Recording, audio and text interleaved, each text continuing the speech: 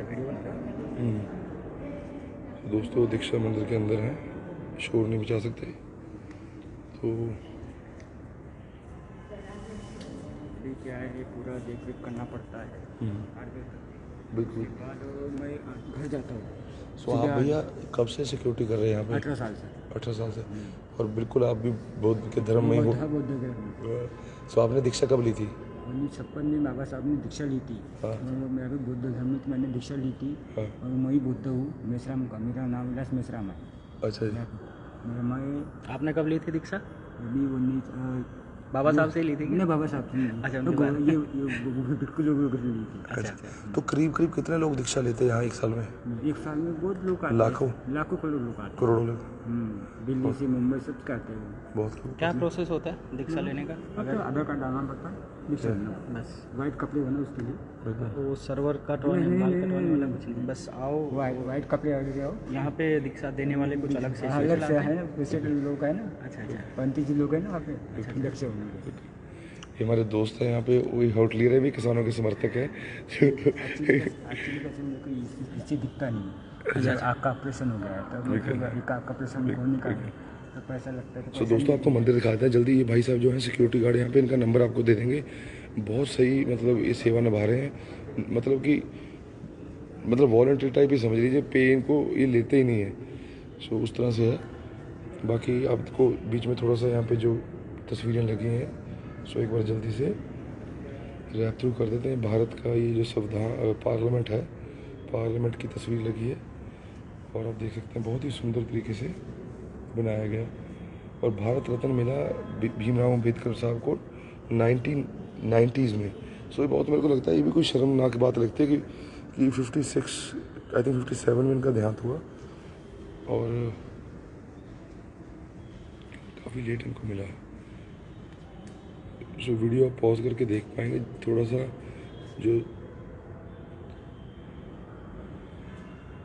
Pictures में काफ़ी history recorded है। तो अम्बेडकर साहब अपने 60वें बर्थडे पे, क्योंकि अम्बेडकर साहब ने पढ़ाई करी है यूएस से, जब 21 साल के थे तब यूएस चले गए थे। उसके बाद सारा अपना समर्पित किया देश को। तो देख सकते हैं सरदार वल्लभ भाई पटेल भी बैठे हैं, नेहरू जी भी हैं,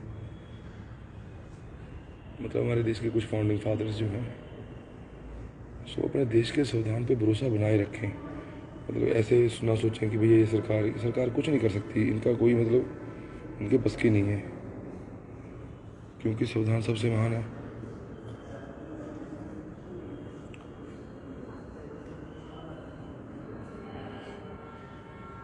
सो तस्वीरों में वीडियो पॉज करके देख रहे हैं, नीचे डिस्क्रिप्शन है भैया सबके लिए।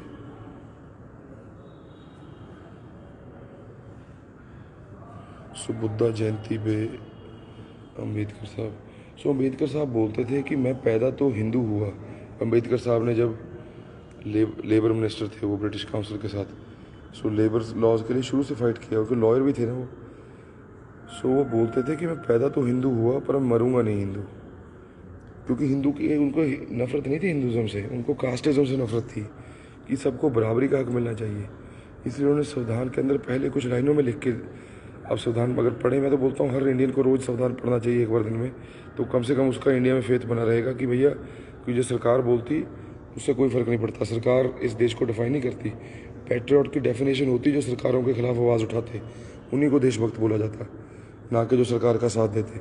सरकार का साथ देने वालों को मौका परस्त बोला जाता है। जो सरकार की अच्छी चीज़ें उनमें साथ दो उनका। सो 14 अक्टूबर को बाबा भीमराव अम्बेडकर साहब ने 14 अक्टूबर को हिंदू धर्म को छोड़ के बुद्धिज़्म में प्रवेश किया।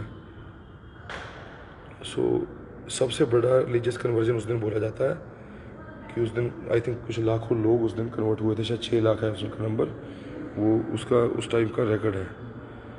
सो राजेंद्र प्रसाद जी के साथ उनको कॉन्ग्रेचुलेशन मिल रहा है जब उन्होंने ड्राफ्ट किया कॉन्स्टिट्यूशन।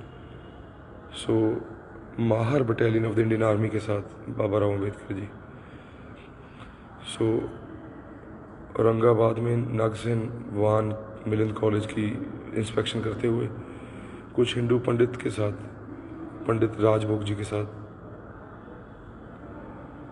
उसके बाद बस ये तस्वीरें हैं, काफ़ी हिस्टोरिक चीज़ें हुई हैं इस धरती पे। सो हमारे देश की धरती बहुत महान है भैया। संविधान पढ़ो दिन में, कॉन्स्टिट्यूशन का प्रेम्बल कम से कम एक बार, और संविधान में हौसला बनाए रखो।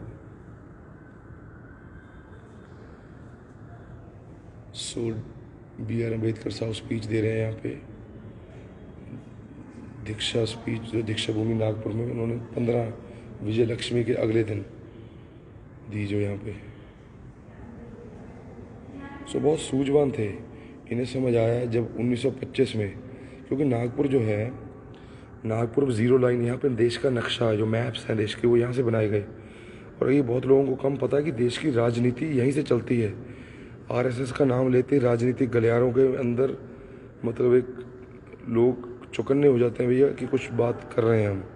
सो नागपुर से ही चल रही थी राजनीति बहुत देर से, 1925 से। आप समझ सकते हैं कुछ ना कुछ यहाँ से हो ही रहा था।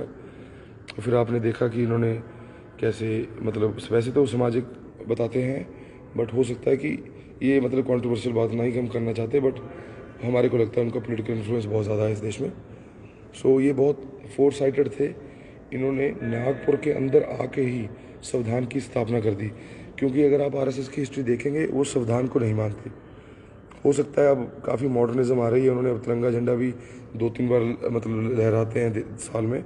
सो तो क्या पता मॉडर्नाइजेशन आ जाए उनके साथ, क्योंकि पहले भी 62 में RSS ने हेल्प करी थी इंडिया की उस टाइम पे जब जंग लगी थी। सो हो सकता है आगे भी RSS ठीक हो, क्योंकि हमें किसी का बहिष्कार करना या नहीं करना वो हमारा काम नहीं है, वो आपको सोचना है। पर अगर कोई सुधर के देश के अखंडता के लिए काम करेगा तो हम उसका समर्थन करेंगे भैया। सो बाबा राव अम्बेडकर ने यहीं पे आके संविधान का बेसिकली स्थापना करके एक टाइप से कंट्री को सिंबॉलिक जीत दिलाई है 56 में, क्योंकि विजयदशमी के दिन सितंबर में 1925 को RSS की स्थापना हुई। उसके 31 ईयर्स बाद 1956 को B.R. अम्बेडकर साहब ने यहाँ पे विजयदशमी के दिन आके स्थापना करी दीक्षा भूमि की। ठीक है सर, बहुत अच्छा। बंद कीजिए, बात करना। ओके ओके, जय हिंद, जय भारत दोस्तों।